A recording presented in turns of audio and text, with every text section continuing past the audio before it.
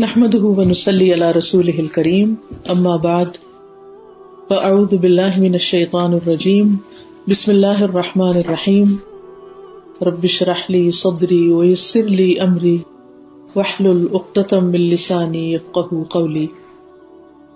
اللہ سبحانہ تعالیٰ نے انسان کو اس دنیا میں بھیجا اور اس کی زندگی کا مقصد یہ بتایا کہ الذی خلق الموت والحیاة لیبلوکم ایکم احسن عملا، وہ جس نے موت اور زندگی کو بنایا تاکہ تمہیں آزما کے دیکھے کہ تم میں اچھے کام کون کرتا ہے۔ تو ہر شخص کی زندگی میں یہ امتحان بہت بڑا ہے کہ اس سے یہ دیکھا جا رہا ہے کہ وہ کرتا کیا ہے۔ اب یہ امتحان کسی خاص وقت اور کسی خاص موقع کا نہیں، یہ ہر دن کا ہوتا ہے، ہر لمحے کا ہے کہ ہم اپنے وقت کو کس طرح استعمال کرتے ہیں، ہم مختلف سچویشنز میں کس طرح بہیو کرتے ہیں، لوگوں کے ساتھ ہماری ڈیلنگ کیا ہے، اللہ سبحانہ تعالیٰ کے ساتھ ہمارا تعلق کیا ہے، خوشی کے اوقات میں ہم کیا کرتے ہیں، غم کے وقت ہم کیا کرتے ہیں، اور پھر مختلف سچویشنز میں اور خاص طور پر جو مشکل وقت ہوتے ہیں ان سے نکلنے کے لیے یا مشکلات سے نکلنے کے لیے ہم کیا طریقے اور کیا راستے اختیار کرتے ہیں۔ اصل میں زندگی میں اللہ نے ہمیں نعمتیں بھی بہت دے رکھی، لیکن اس کے ساتھ ساتھ کچھ ایسی چیزیں بھی ہیں ہمارے ساتھ کہ اگر انسان کو ان سے بچاؤ کا طریقہ نہ آتا ہو تو انسان کی زندگی برباد ہو جاتی، یہ دنیا کی زندگی بھی مشکل ہو جاتی، اور پھر جب انسان کے اوپر مشکلیں بہت پڑ جائیں اور وہ ان سے نکلنے کا اس کو راستہ نہ آتا ہو تو انسان اپنی آخرت کے لیے بھی کچھ زیادہ نہیں کر سکتا۔ اس لیے نبی صلی اللہ علیہ وسلم نے ایک دعا سکھائی ہے کہ جس میں 8 چیزوں سے بچنے کی بات ہے کہ اے اللہ مجھے ان 8 چیزوں سے نجات دینا، کیونکہ وہ 8 چیزیں زندگی برباد کرنے والی ہیں۔ یہ 8 چیزیں انسان پر حاوی کیسے ہوتی ہیں، اس کی وجہ کیا ہوتی ہے؟ اس کی بنیادی وجہ انسان کی غفلت ہوتی ہے، تو انسان پر ان چیزوں کا اٹیک ہو جاتا ہے، یا پھر انسان کے گناہ ہوتے ہیں، اللہ سبحانہ تعالیٰ کی نافرمانیاں ہوتی ہیں، کیونکہ اللہ تعالیٰ قرآن مجید میں فرماتے ہیں وَمَا أَصَابَكُم مِّن مُّصِيبَةٍ فَبِمَا كَسَبَتْ أَيْدِيكُمْ، تمہیں جو بھی کوئی مصیبت آئی وہ تمہارے اپنے ہاتھوں کی کمائی سے آئی، یعنی اس کے پیچھے انسان کا اپنا بھی کچھ نہ کچھ قصور ہوتا ہے۔ اس لیے بہت ضروری ہے کہ انسان ایک طرف اپنے گناہوں سے بچنے کی کوشش کرے، ان کاموں سے بچنے کی کوشش کرے جو اللہ سبحانہ تعالیٰ کو پسند نہیں، اور دوسری طرف وہ چیزیں بھی اختیار کرے کہ جس سے انسان مشکلات سے نکل سکے۔ یہ دعا اس وقت جو میں آپ کے سامنے پڑھوں گی یہ ہم میں سے ہر ایک کو دن میں کم از کم ایک بار ضرور پڑھنی چاہیے، صبح شام ہو جائے تو بہت اچھا، لیکن اگر آپ اپنے فجر کی نماز کے ساتھ اس کو باندھ لیں تو سارے دن آپ اللہ تعالیٰ کی پناہ میں رہیں۔ اور وہ دعا ہے اللہم انی اعوذ بک من الہم والحزن والعجز والکسل والجبن والبخل وغلبۃ الدین وقہر الرجال، اور یہ پوری 8 چیزیں ہو گئی کہ اے اللہ تو مجھے پناہ دے، میری مدد کر، مجھے بچا، کس سے؟ من الہم، ہم کہتے ہیں فکر میں مبتلا ہونے، اللہ مجھے فکر میں پڑنے سے بچا، مختلف چیزوں کی ہم فکر کرتے رہتے ہیں۔ حزن غم کو کہتے ہیں، اللہ مجھے غم میں جکڑے جانے سے بچا، ایسی سچویشنز اور ایسی چیزوں اور ایسے کاموں سے بچا کہ جس کی وجہ سے میں کسی غم اور سیڈنس کا شکار ہوں۔ پھر ہے والعجز، عجز کا معنی ہوتا ہے کم ہمتی، بیکاری، محرومی، انسان کا ڈپرائیو ہونا مختلف نعمتوں سے۔ پھر ہے کسل، کسل کا مطلب ہوتا ہے سستی اور غفلت۔ پھر ہے جبن، اور جبن کا معنی ہوتا ہے بزدل ہونا، خوف، دل کی کمزوری، ہمت کا نہ ہونا، جلد گھبرا جانا۔ پھر ہے بخل، کنجوسی، ہرس، لالچ، مال کے بارے میں دل کی تنگی۔ پھر ہے غلبۃ الدین، قرض کا غلبہ، ڈیٹس کے بوجھ تلے انسان دب جائے۔ ایسا پھنس جائے کہ اس سے نکلنے کی کوئی صورت نظر نہ آئے، ایک بھنور میں انسان پڑ جائے. اور پھر قہر الرجال، لوگوں کے قہر، غضب، ظلم اور غلبے سے بچانا، کہ لوگ ہمیں کنٹرول کریں، لوگ ہم پر چڑھائی کریں. تو یہ 8 مصیبتیں ایسی ہیں، 8 تکلیفیں ایسی ہیں کہ اگر انسان ان سے بچ جائے تو بہت پرسکون زندگی بسر کر سکتا ہے دنیا میں بھی. اور اگر انسان کا دل پرسکون ہے اور انسان کو ایک امن کی نعمت ملی ہوئی ہے تو انسان بہت پروڈکٹیو ہو سکتا ہے، بہت کچھ دنیا میں کر سکتا ہے، کیونکہ اللہ تعالیٰ نے ہمیں یہاں کچھ کرنے کے لیے بھیجا ہے، عمل کے لیے بھیجا ہے.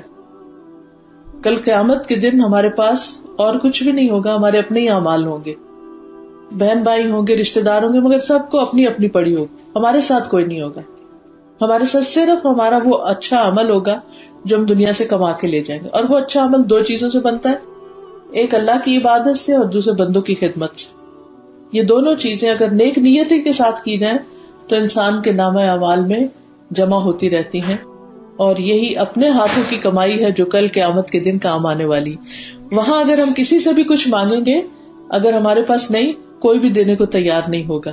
آج دنیا میں تو یہ ہوتا ہے کہ انسان کے پاس اگر کسی چیز کی کمی ہو گئی تو بہن بھائی ایک دم آگے آ جاتے ہیں، دوست آگے آ جاتے ہیں، کوئی اور ہم پر رحم کر لیتا ہے اور ہماری اس مشکل میں ہماری مدد کر دیتا ہے. لیکن قیامت کا دن ایسا دن ہے کہ جس دن کوئی بھی کسی کا نہیں ہوگا، کوئی کسی کے کام نہیں آئے گا، کوئی کسی کو فائدہ نہیں پہنچائے گا. اس وقت انسان کے پاس وہی ہوگا جو اس نے خود کیا ہوگا. تو رسول اللہ صلی اللہ علیہ وسلم کثرت کے ساتھ یہ دعا مانگا کرتے تھے، اللہم انی اعوذ بک من الہم والحزن والعجز والکسل والجبن والبخل وغلبۃ الدین وقہر الرجال. ہم سب جانتے ہیں کہ اللہ کے رسول صلی اللہ علیہ وسلم گناہوں سے پاک تھے، معصوم تھے، محفوظ تھے، اور ان کا تو شیطان بھی مسلمان تھا، وہ بھی ان کو برگلا نہیں سکتا تھا. لیکن آپ صلی اللہ علیہ وسلم اس کے باوجود اپنے لیے کثرت سے دعائیں مانگتے تھے. کچھ عرصہ پہلے میں نے نبی صلی اللہ علیہ وسلم کی دعاؤں کو اکٹھا کرنا شروع کیا، قرآنی اور مصنون دعائیں ہم نے اکٹھی کی. پھر ایاک نستعین ایک کتاب ہے، اس میں مختلف چیزوں سے بچنے کی دعائیں، پھر استغفار، اللہ سے معافی مانگنے کی دعائیں، پھر اللہ کا شکر ادا کرنے کی دعائیں. میں نے دیکھا کہ نبی صلی اللہ علیہ وسلم کی اتنی زیادہ دعائیں ہیں کہ مجھے بہت حیرت ہوئی کہ وہ تو اللہ کے نبی تھے، اللہ کے محبوب تھے، لیکن اس قدر ان کے اندر بندگی اور اتنی عاجزی کہ ہر وقت اللہ سے مانگ رہے ہیں، چھوٹی سے چھوٹی چیز بھی اور بڑی سے بڑی چیز بھی. اور مختلف طرح کے شر سے اللہ تعالیٰ کی پناہ لیتے ہیں کہ اللہ تعالیٰ مجھے ان ساری چیزوں کے شر سے بچا. حالانکہ اللہ کی خاص تائید اور مدد آپ کو حاصل تھی، اس کے باوجود آپ اپنے لیے دعائیں کرتے تھے. تو ہم تو عام انسان ہیں اور ہمارے ساتھ تو شیطان بھی ہے اور اپنا نفس بھی ہے اور ماحول بھی، تو اپنے لیے اس دعا کو ہمیں کثرت سے مانگنا چاہیے. ایک دفعہ رسول اللہ صلی اللہ علیہ وسلم مسجد میں گئے تو آپ کے ایک صحابی تھے جن کا نام تھا ابو امامہ. وہ مسجد میں بیٹھے ہوئے تھے، تو آپ نے پوچھا کہ یہ نماز کا وقت تو نہیں، تو پھر تم مسجد میں کیوں بیٹھے ہو؟ تو اس نے کہا کہ مجھے کچھ تفکرات نے گھیرا ہوا ہے، میری کچھ پریشانیاں ایسی ہیں کہ جن کی وجہ سے میں بہت غم زدہ ہوں، اس لیے میں یہاں بیٹھا. اور وہ یہ کہ میں بہت قرضے میں پھنس گیا ہوں. تو آپ صلی اللہ علیہ وسلم نے ان کو اس وقت یہ فرمایا کہ یہ کلمات تم صبح شام پڑھا کرو تو تمہارے سارے فکر دور ہو جائیں گے. تو انہوں نے اس کا اہتمام کرنا شروع کر دیا، اس کی پابندی کرنی شروع کر دی. تو ان کے سارے فکر بھی دور ہو گئے، ان کا سارا قرضہ بھی اترا، اور پھر یہ دعا ہم سب کے لیے محفوظ بھی ہو گئی. ہماری مشکلات کے حل قرآن و سنت میں موجود ہیں. یہ الگ بات ہے کہ ہمیں پتہ ہی نہیں ہوتا کہ کیا کیا خزانے وہاں موجود ہیں. ہم عام انسانوں سے پوچھتے ہیں کہ ہمیں کوئی وظیفہ یا کوئی چیز بتا دے، لیکن آپ دیکھیے کہ اللہ کے رسول صلی اللہ علیہ وسلم نے تو جو کچھ بتایا وہ ان کو وحی کے ذریعے ملا تھا. اور اگر ہم اس کو یقین کے ساتھ پڑھیں اور یقین کے اور شعور کے ساتھ اس کو مانگیں تو ہر طرح کی مشکلات حل ہو سکتی ہیں. تو آئیے ہم اس کو تھوڑا سا مزید ذرا سا ڈیٹیل کے ساتھ دیکھتے ہیں کہ کن کن چیزوں سے بچنے کی دعا کی گئی ہے. اللہم انی اعوذ بک من الہم والحزن والعجز والکسل والبخل والجبن ودلع الدین وغلبۃ الرجال یا غلبت الدین وقہر الرجال، دونوں طرح کے الفاظ آتے ہیں. تو سب سے پہلی چیز جس سے بچنے کے لیے کہا گیا وہ ہے الہم.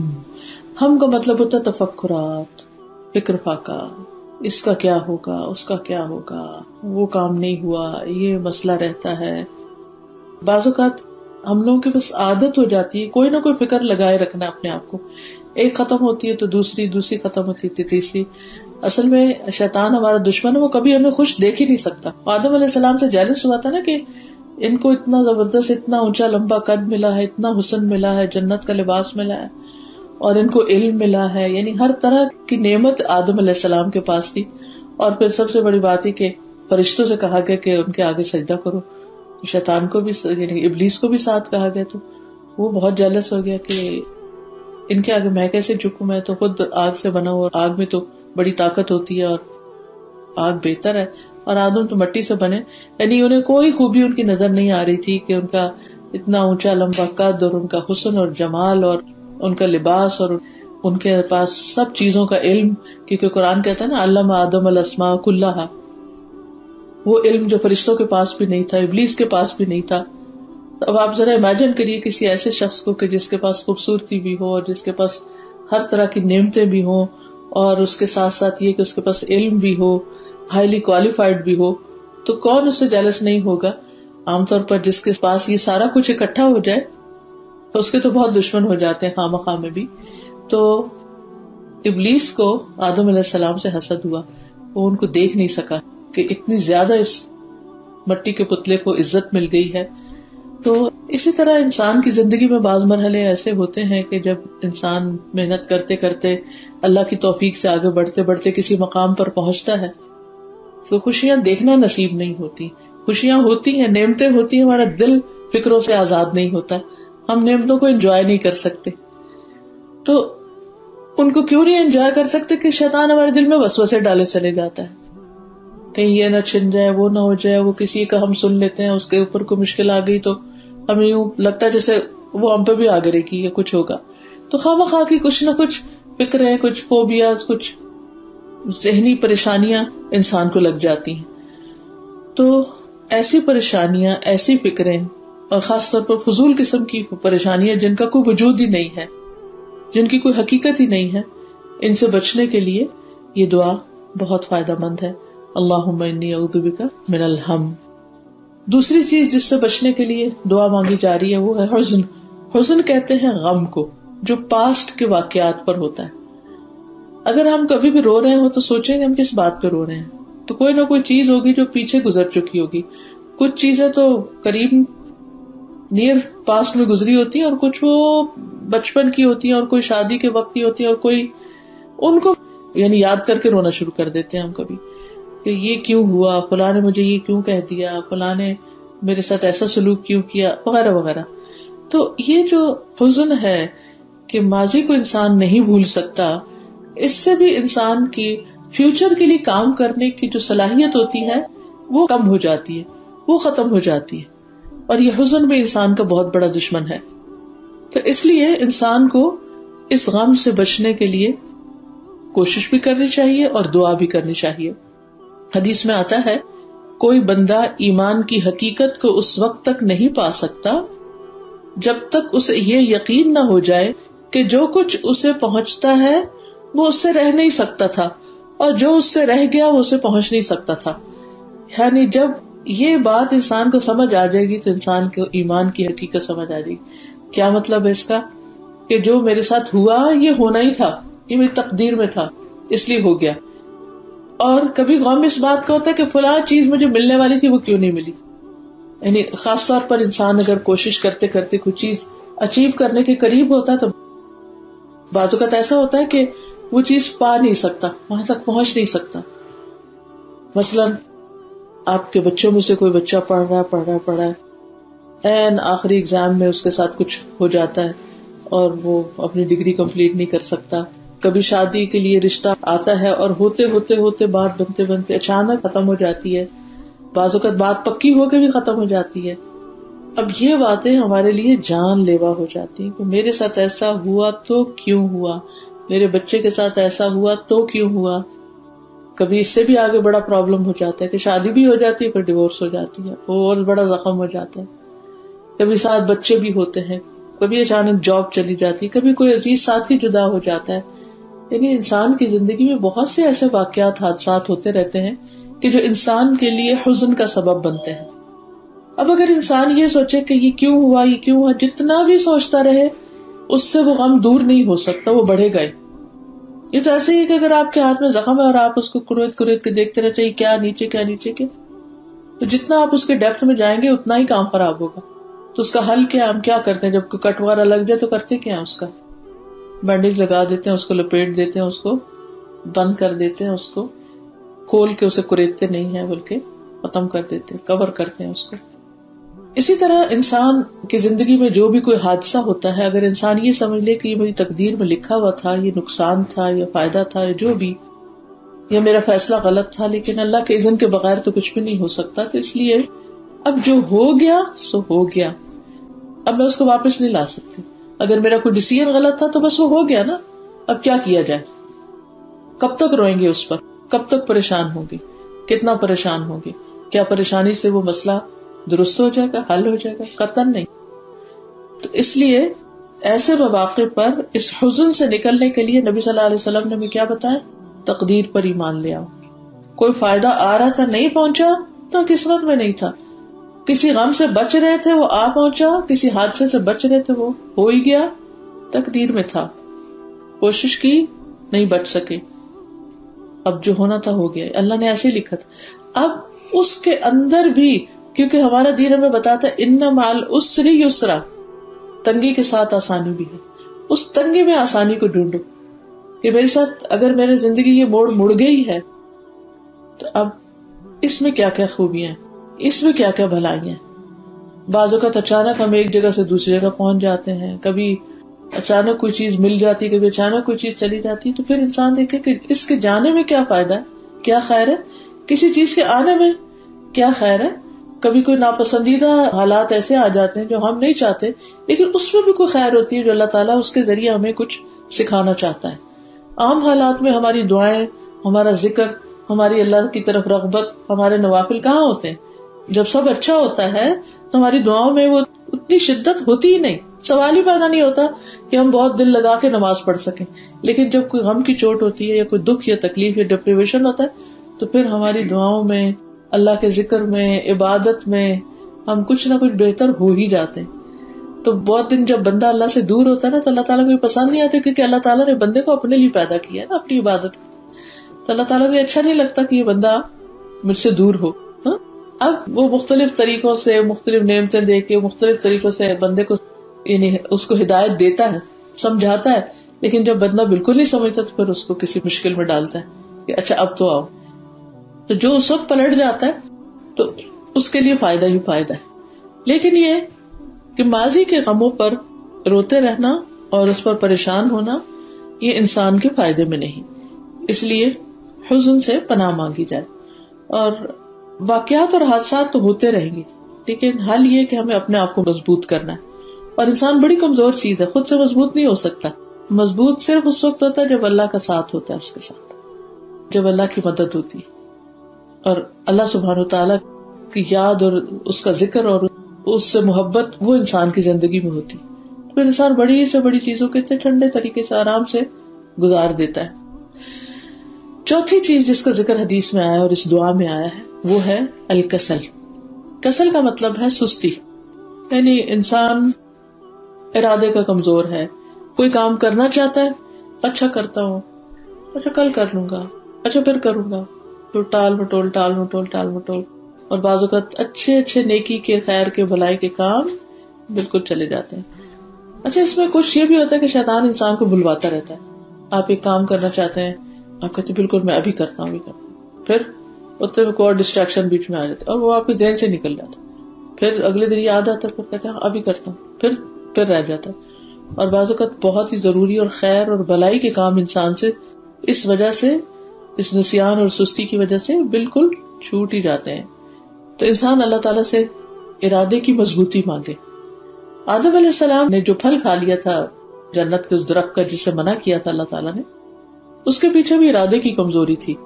شیطان کا کام یہ ہوتا ہے کہ انسان کا ارادہ کمزور کرتا ہے. مثلا آپ نے کوئی صدقہ کرنے کا ارادہ کیا, آپ کہتے ہیں میں بس ابھی جاتا ہوں تو یہ چیز فلاں کو دے, کسی پتہ چلتا ہے کوئی بیمار ہے, کوئی ضرورت مند ہے, تو آپ کہتے ہیں اچھا میں اس کے لیے اتنا کروں. پھر اس کے بعد اور کاموں میں لگ جاتے ہیں, پھر آپ کی نیت بدل جاتی ہے, پھر ارادہ تبدیل ہو جاتا ہے, پھر شیطان دل میں آ کے کوئی اور وسوسہ ڈالتا ہے اور وہ کرنے والا کام رہ ہی جاتا ہے. اسی طرح کئی چیزیں ہوتی ہیں کہ جو ہمارے ارادے کی کمزوری کی وجہ سے یا تو ہم اللہ کی نافرمانی کر بیٹھتے ہیں, یا اللہ تعالیٰ کا کوئی حکم ماننے سے رہ جاتا ہے, یا کوئی نیکی کی اپرچونٹی جو ہے وہ چلی جاتی ہے. تو اس لیے اس سستی سے بھی پناہ مانگنے کی ضرورت ہے کہ بس جو کام نیکی کا, اچھائی کا جب پتہ چل گیا, موقع آ گیا, سوج گیا, تو اٹھیں اور کر ہی ڈالیں. چوتھی چیز جو ہے وہ سستی تھی, اور پانچویں چیز جو ہے وہ جبن ہے. جبن کہتے ہیں بزدلی کو.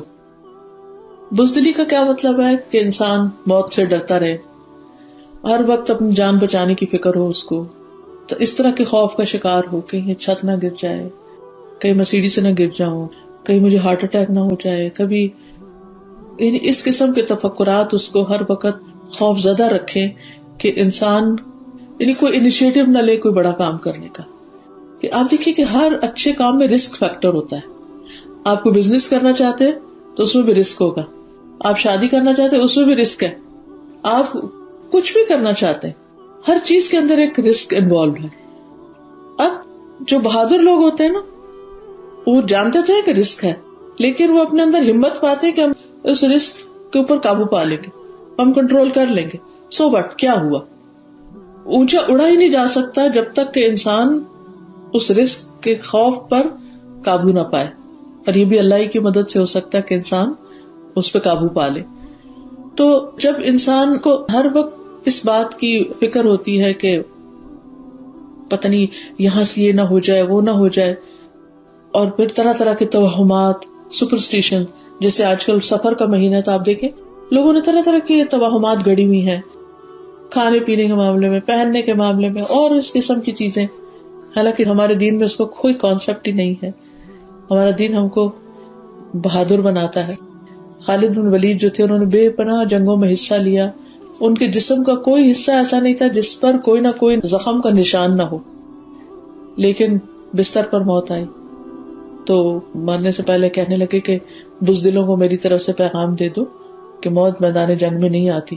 یعنی موت سے اگر تم ڈرتے ہو اور اس وجہ سے آگے نہیں بڑھتے تو ضروری نہیں کہ کوئی کسی ایسی جگہ پر ہوگا تو اس کو لازمی موت آ جائے گی. بعض لوگ ہجوم سے گھبراتے ہیں, اسی لیے حج نہیں کر پاتے. بعض لوگ جہاز پہ بیٹھنے سے گھبراتے ہیں, ڈرتے ہیں. کوئی لفٹ پہ چڑھنے سے ڈرتا ہے, کوئی فوبیا سے ہوتا ہے نا طرح طرح کے, کوئی تو کاکروچ سے بھی ڈرتا ہے اور چپکلی سے, اس طرح کی چیزوں سے. تو ان چھوٹی چھوٹی چیزیں, یہ ساری چیزوں کو بزدل بنا دیتی ہیں. تو اس سے بھی پناہ مانگنی چاہیے, کیونکہ پھر انسان آگے نہیں بڑھ سکتا, کرنے کا کام اس کا رہ جاتا ہے. کچھ لوگ رات کو اٹھ کے نماز پڑھنا چاہتے ہیں تہجد کی, لیکن وہ اکیلے کھڑے ہونے سے اور اندھیرے سے ڈرتے ہیں کہ پتہ نہیں کیا ہو جائے گا. کیونکہ ظاہر ہے جس کمرے میں ہسبینڈ ہے یا اور بچے وغیرہ سو رہے ہیں وہاں تو اپنا لائٹ آن کر سکتے ہیں, نہ آپ وہاں کھڑے ہو کے پڑھ سکتے ہیں, کیونکہ ہو سکتا ہے بیچ میں آپ کھانسنے لگ جائیں یا کچھ ہو جائے تو اس کی وجہ سے دوسرے ڈسٹرب ہو جائیں. ابھی ساتھ کے کمرے میں چلے جاؤ, باہر نکلو, لابی میں نکل جانے نہیں ڈر لگتا. تو اس وجہ سے آپ دیکھیں کتنے آپ ایک نیکی کے کام سے محروم ہو رہے ہیں. محض آپ جاگ بھی رہے ہیں, آپ میں ہمت توفیق سب کچھ ہے, لیکن محض یہ ڈر آپ کو کچھ کرنے نہیں دے رہا, حالانکہ کچھ بھی نہیں ہوا. تو ان چیزوں پر, انہونی اور انجانی قسم کی چیزوں کے خوف سے بھی بچنے کے لیے یہ دعا کرنا ضروری ہے کہ اللہ تعالیٰ مجھے بزدلی سے بچا. پھر اسی طرح چھٹی چیز جو ہے وہ بخل ہے, مال کے بارے میں کنجوسی کرنا, اپنے مال سے خود فائدہ نہ اٹھانا. یعنی اللہ نے دیا ہوا بہت کچھ ہے لیکن اس کو استعمال نہ کرنا, اسے کام میں نہ لانا, نہ اپنی ذات پہ لانا, نہ کسی کو دینا, یا وہ بینک میں رکھا ہوا ہے یا وہ کسی گولڈ کی شکل میں کہیں رکھا ہوا ہے, یا کہیں کہ نہیں یہ بچوں کے کام آئے گا, فلاں کے کام آئے گا, ایسا کریں گے ویسا کریں گے, اور جو نعمت ہے اس کو انجوائے نہ کرنا. پھر اسی طرح یعنی بجائے اس کے کہ مال سے ہمیں آسانی ملے, ہم مال کی وجہ سے اور مشقت میں پڑ جائیں, تو اس سے مشکل چیز کیا ہو سکتی ہے.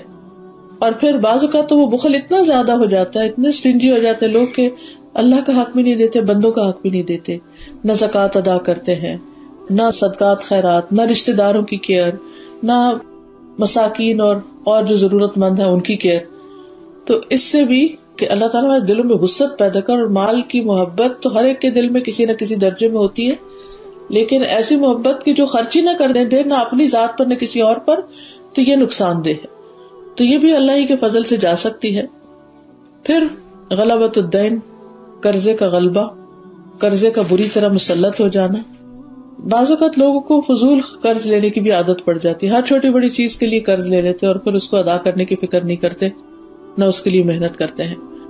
اب اس کا نتیجہ کیا ہوتا ہے کہ جب انسان بہت زیادہ قرض کے نیچے دب جاتا ہے تو انسان آرام کی نیند سو ہی نہیں سکتا. اس کو پھر ہر وقت یہ پریشانی لگی رہتی ہے کہ مجھے ادا کرنا ہے، اگر میں نے ادا نہیں کیا تو کیا ہوگا. اور کئی دفعہ آپ دیکھیں کہ جو خاص طور پر کریڈٹ کارڈ سے لے کے لوگ ادھر کا ادھر سے ادھر خرچ کرتے رہتے ہیں. اور پھر پاکستان میں ایک خاتون کو جانتی ہوں کہ وہ سوئسائڈ کرنے کے اوپر سوچ رہی تھی، کہ صرف اسی وجہ سے کہ کارڈ سے اس نے اوور اسپینڈنگ کر لی اور پھر کوئی طریقہ نہیں تھا کہ پے آف کرنے کا. اور آپ کو پھر پتا ہے کانسیکوینسز سب جانتے ہیں کہ کیا ہو سکتے ہیں. اور اگر انسانوں سے لیا ہوا ہو تو انسان کسی کو شکل دکھانے کے قابل نہیں رہتا، چاہے وہ رشتے دار ہوں یا دوست ہوں. اس میں انسان کی بہت بڑی ذلت ہو جاتی. پھر آخری چیز جو ہے وغلبۃ الرجال یا قہر الرجال، لوگوں کے ہاتھوں ذلیل، رسوا، مغلوب اور مقہور ہونا. اس میں آپ دیکھیے کہ بعض لوگوں کی عادت ہوتی ہے وہ دوسروں کو کچھ نہ کچھ سناتے رہتے ہیں، کبھی طنز کرتے رہتے ہیں، کبھی ان کو احساس دلاتے رہتے ہیں آپ یہاں سے غلط ہیں، آپ کا یہ کام ٹھیک نہیں، آپ کا وہ کام ٹھیک نہیں. آپ ہر وقت ہرٹ ہوتے رہتے ہیں، خصوصاً اگر آپ کے بہن بھائیوں کے یا آپ کے رشتے داروں میں یا آپ کے قریبی لوگوں میں یا ایون آپ کے گھر میں ہی کوئی ایسا شخص ہے کہ جو آپ کو ہر وقت کچھ نہ کچھ سناتا ہی رہتا ہے. تو اس سے بھی زندگی بہت عذاب بن جاتی ہے. افسوس کے ساتھ کہنا پڑتا ہے کہ ہمارے کلچر کے اندر جو ایک ساس کا رول ہے یا کچھ ایسے رشتے ہیں کہ جن کے اندر یہ چیز پائی جاتی ہے. تو بات میں یہ کہہ رہی تھی کہ بعض اوقات گھروں کے اندر کچھ ایسے رشتے بھی ہوتے ہیں، کچھ ایسے لوگ بھی ہوتے ہیں یا کچھ بزرگ ہوتے ہیں، ان کی عادت ایسے ہوتی ہے کہ وہ ہر چیز کو کنٹرول کرنا چاہتے ہیں، ہر چیز میں انٹرفیئرنس کرتے ہیں. کیا آ رہا ہے، کیا جا رہا ہے، کیا خریدا گیا ہے، کیا کھایا جا رہا ہے، کیا پکایا جا رہا ہے، اور پھر اس میں تنقید. اچھا، اس میں ایسی صورتحال میں پھر بعض اوقات انسان بہت، یعنی بعض بچیاں جیسے بہت ان کی زندگی مشکل ہو جاتی ہے، فنڈ ہو جاتی ہیں. گھر ہی سکون کی جگہ ہوتا ہے، اور اگر گھر کے اندر ہی اس قسم کی بدمزگی ہو تو انسان کے لیے بہت پریشانی کی بات ہو جاتی ہے. تو اس میں آپ دیکھیے کہ انسان جتنی بھی کوشش کر لے دوسروں کی عادتیں نہیں بدلتی، انسان کو خود بدلنا پڑتا ہے. بعض مردوں کی عادت ہوتی ہے کہ وہ چھوٹی چھوٹی بات پر اپنی بیویوں پہ تنقید شروع کر دیتے ہیں، کبھی ان کے لباس پہ، کبھی ان کے پکانے پہ، کبھی اور خصوصاً اگر کوئی اور بھڑکانے والا موجود ہو تو اس زندگی اور بھی حرام ہو جاتی ہے. ایسے میں انسان پھر کرے کیا، کہاں بھاگ کر جائے؟ دنیا ایسے لوگوں سے خالی نہیں بھری ہوئی ہے. انسان اس سے بھی اوفینڈ ہو رہا ہے، اس سے بھی، اس کی نظروں میں کچھ ہے، اس کے زبان پہ کچھ ہے، اس کے رویے میں کچھ ہے، یہ ہم نہیں کنٹرول کر سکتے. ہم کسی ایسی نگاہ کو کنٹرول نہیں کر سکتے، ہم کسی کے زبان کو کنٹرول نہیں کر سکتے، ہم کسی کے رویے کو کنٹرول نہیں کر سکتے. ہمیں لوگوں کو ایز اٹ از ہی لینا پڑے گا، یہ ایسے ہیں، بچاؤ میں نے کرنا ہے، میں نے بدلنا ہے، میں نے ان کی باتوں کو بہت امپورٹنس نہیں دینی. تو اپنے آپ کو یعنی کہ ہرٹ مینجمنٹ کرنا سیکھے. ٹھیک ہے، انسان کو تکلیف تو بہت ہوتی ہے اور بعض اوقات انسان آپے سے باہر بھی ہو جاتا ہے اس تکلیف کی وجہ سے. ٹھیک ہے، آپ رو لیں، اکیلے رو، کسی کے سامنے نہیں رو، لیکن اللہ سے مدد مانگے. آپ یقین کریں کہ میں نے جتنے بھی لوگوں کو یہ دعا بتائی ہے اور کچھ اور چیزیں بتائی ہیں، الحمدللہ اس مشکل سے باہر نکل آئے.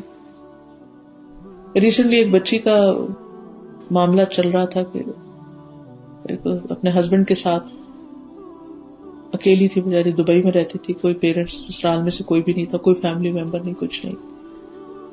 ہسبینڈ ہر وقت آنے.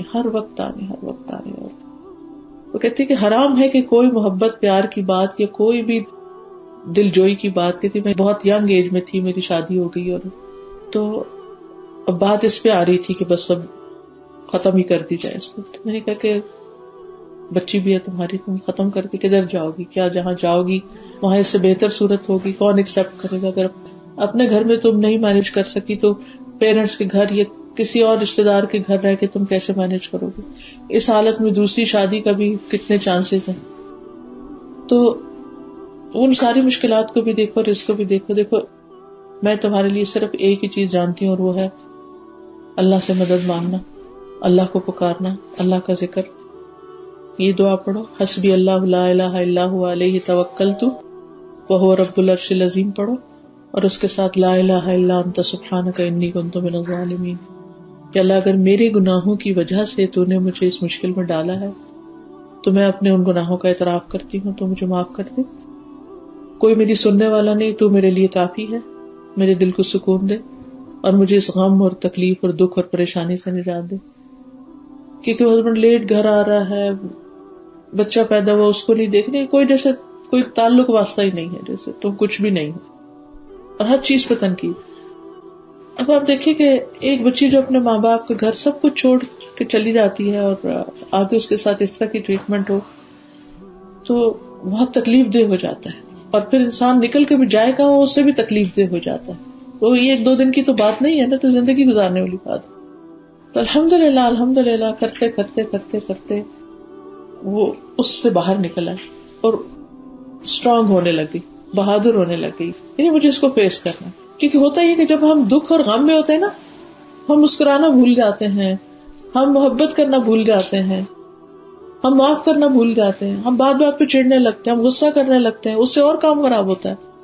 یعنی جو ہمیں تنگ کرا پھر ہمیں بھی اس کو تنگ کر کے مزہ آنے لگتا ہے. پھر وہ ایسی کھچڑی پکتی ہے کہ انسان کے لیے زندگی حرام ہو جاتی ہے.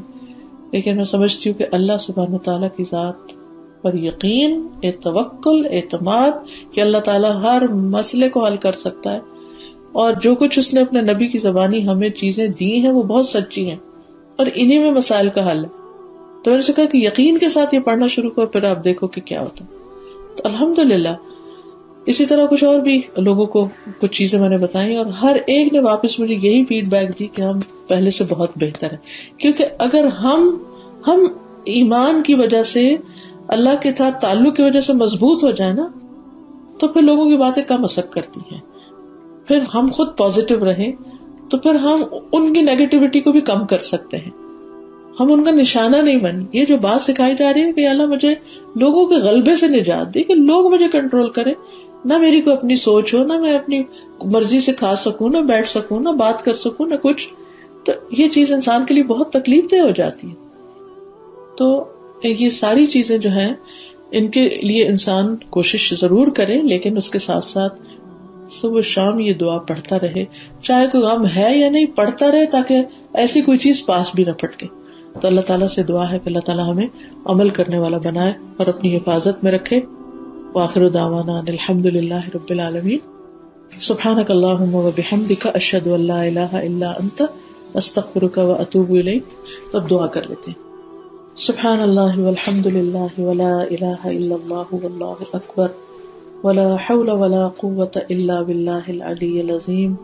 اللہم صلی علی محمد وعلى آل محمد كما صليت على إبراهيم وعلى آل إبراهيم إنك حميد مجيد.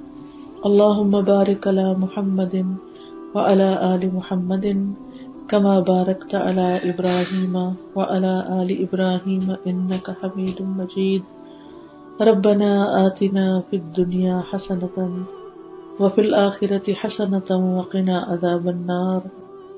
ربنا لا تزغ قلوبنا بعد إذ هديتنا وهب لنا من لدنك رحمة إنك أنت الوهاب.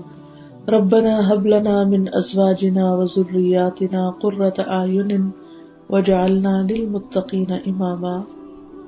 يا حي يا قيوم برحمتك أستغيث. اللهم إني أسألك من الخير كله عاجله وآجله ما علمت منه وما لم أعلم، وأعوذ بك من الشر كله عاجله وآجله ما علمت منه وما لم أعلم. رب أعوذ بك من همزات الشياطين وأعوذ بك رب أن يحضرون. اللهم إني أعوذ بك من الهم والحزن والعجز والكسل والجبن والبخل وغلبت الدین وقہر الرجال لا حول ولا قوة الا باللہ العلی العظیم لا الہ الا اللہ وحدہ لا شریک لہ لہ الملک ولہ الحمد وہو علی کل شیء قدیر۔ یا رب العالمین، یا ارحم الراحمین، ہم نے جو کچھ پڑھا ہے، سنا ہے، ہمیں اس پر عمل کی توفیق عطا فرما۔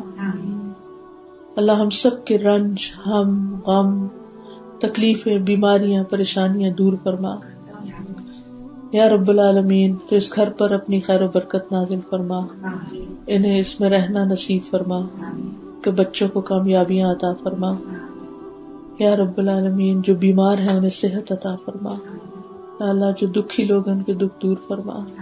یا اللہ، ہمارے والدین پر اپنی رحمت فرما۔ یا اللہ، جو بیمار ہیں انہیں صحت عطا فرما، جو فوت ہو چکے ہیں ان کی بخشش فرما اور ان کے درجات بلند فرما۔ یا اللہ، تو ہمارے بچوں کو ہماری آنکھوں کی ٹھنڈک بنا، انہیں ہمارے لیے خوشیوں کا ذریعہ بنا، ہمیں ان کے غم نہ دکھانا، ان کی خوشیاں دکھانا۔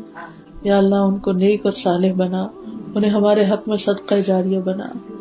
یا رب العالمین، تو ہمارے دلوں کو اور ہماری ضروریات کو ہم سے زیادہ جانتا ہے۔ یا اللہ، تو ہمارے دلوں کے حال اچھے کر دے، ہمیں سکون عطا کر دے، ہمیں خوشیاں عطا کر دے۔ یا اللہ، ہمیں شیطان کے شر اور وسوسوں سے بچا لے۔ یا رب العالمین، جتنی بھی یہاں بہنیں آئی ہیں اور جو گھر والے ہیں، سب کی اللہ تعالیٰ جان، مال، عزت اور ان کی اولاد اور دین اور ہر چیز میں برکت عطا فرما۔ یا اللہ، سب کے دلوں میں جو نیک دعائیں اور تمنائیں ہیں ان کو پورا فرما۔ اللہ، ہماری عاقبت بھی اچھی کر دینا، ہمیں ایمان پر موت دینا۔ اللہ، ہمیں قبر کے عذاب سے بچانا۔ یا اللہ، ہمیں دوزخ کے عذاب سے بچانا۔